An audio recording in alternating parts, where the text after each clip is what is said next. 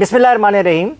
جیسا کہ دوستوں آپ لوگوں کو بہت اچھی طرح علم ہے کہ آج سپریم کورٹ کا فیصلہ جو ہے وہ بہت اہمیت کا حامل تھا،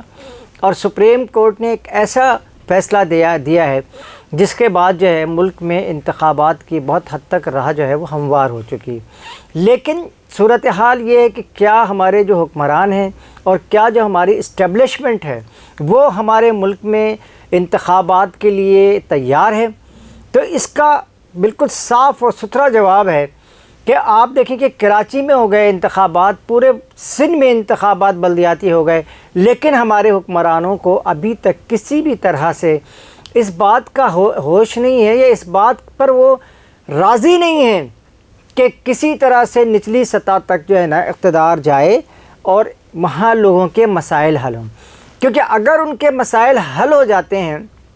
تو پھر ہماری پاکستان پیپلز پارٹی، مسلم لیگ نون اور ہماری تحریک انصاف بھی اس میں کسی نہ کسی حد تک شامل ہے۔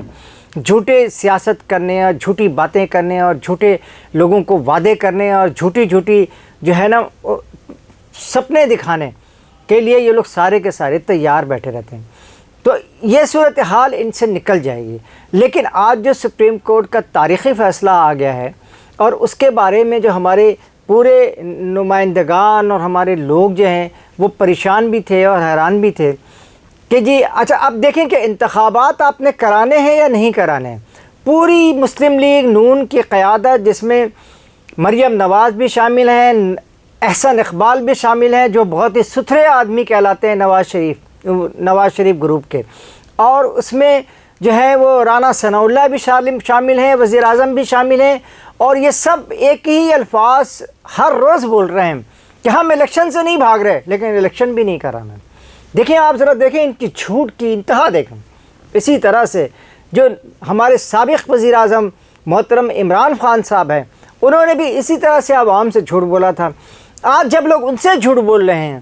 آج جب ان کے ساتھ فراڈ ہو رہا ہے، آج جب ان کا اقتدار کو ختم کیا گیا ہے، تو لوگوں کو اس بات کی حیرت اور پریشانی ہے کہ عمران خان کیوں پریشان ہو رہے ہیں۔ انہوں نے بھی تو یہ بات کہی تھی نا۔ اب آپ دیکھیں کہ عالمی سطح پہ کیا صورتحال بنی۔ عالمی سطح پہ صورتحال اس وقت یہ ہے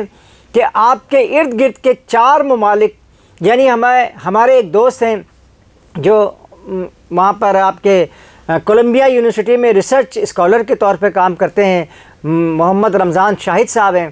انہوں نے یہ بات ہمیں وہاں سے بتائی ہے کہ پاکستان، ٹرکی، ملائیشیا اور مصر یہ عالمی جو اسٹیبلشمنٹ ہے اس کے ٹارگٹ میں ہیں، اور وہ اس کو ٹارگٹ کرنے کے لیے ہمیشہ پریشان رہتی ہے۔ پاکستان کے بارے میں تو اب یہ بات بالکل سر عام کہی جا رہی ہے، اور پاکستان کی حکومت جو ہے، جو شہباز شریف صاحب کی حکومت ہے، یہ ہمیشہ یہ کہہ رہی ہے کہ جناب نہیں ایسا کچھ نہیں ہے۔ لیکن پاکستان کے بارے میں یہ بات عالمی سطح پہ کی جا رہی ہے کہ اب اس کے حصے بکھرے کیسے کیے جائیں گے۔ یعنی اب دنیا کو اتنی جرأت اور اتنی طاقت مل چکی ہے کہ وہ یہ پوچھ رہے ہیں کہ اب اس کے پاکستان کا کون سا حصہ کس کو دیا جائے گا۔ اور آپ کو پتہ ہے پورے ہندوستان کے یوٹیوبر جو ہے نا وہ سندھ کہہ رہے ہیں کہ بغیر سندھ کے تو ہند نامکمل ہے۔ یعنی آپ دیکھیں ایک طرف تو یہ صورتحال بن رہی ہے اور دوسری طرف جو ہے نا امریکہ اور اس کے جو استعماری، یعنی اس وقت ہماری جو پاکستان کے وزیر اعظم اور پاکستان کی حکومت ہے وہ ہندوستان سے امداد لینے کی بھی خواہش کا اظہار کر چکی ہے، اور ہندوستان کے وزیر خارجہ ایس جے شنکر صاحب نے بھی اس بات کا اعلان کیا ہے کہ وہ پاکستان کو امداد دیں گے۔ کیوں امداد دیں گے ہمیں؟ آپ اپنی چین سے جو آتی ہوئی امداد ہے اسے پر کا تو آپ کو توجہ نہیں ہے، لیکن آپ جو ایک نئی ایسی امداد جو آپ کا دشمن ملک ہمیشہ سے رہا ہے اور ہمیشہ رہے گا، اس بات میں یہ مسلمانوں کا دشمن ملک بھی ہے بھارت، اور پاکستان کا دشمن ملک بھی ہے، اس سے آپ کہہ رہے ہیں کہ جی ہم امداد لیں گے۔ جو آپ کے سی پیک کے پروجیکٹ تھے ان کو آپ نے امریکہ کے کہنے پہ بیک فٹ پہ ڈال دیا ہے، اور اب جو ہے فرنٹ فٹ پہ آ کر کے انڈیا سے امداد لے رہے ہیں۔ انڈیا اس پوری بین الاقوامی سازش میں عالمی اسٹیبلشمنٹ کے ساتھ کھڑی ہے جس نے یہ پورا سینیریو بنایا ہے، اور پاکستان کو تباہ و برباد کرنے کے لیے یہاں عمران خان بھی عدم استحکام کا کام کر رہے ہیں، یہاں شہباز شریف بھی عدم استحکام کا کام کر رہے ہیں، اور آصف علی زرداری اور ان کے فرزند جو بلاول بھٹو صاحب ہیں، آپ کو تو پتہ ہے کہ وہ پاکستان کے وزیر خارجہ ہیں،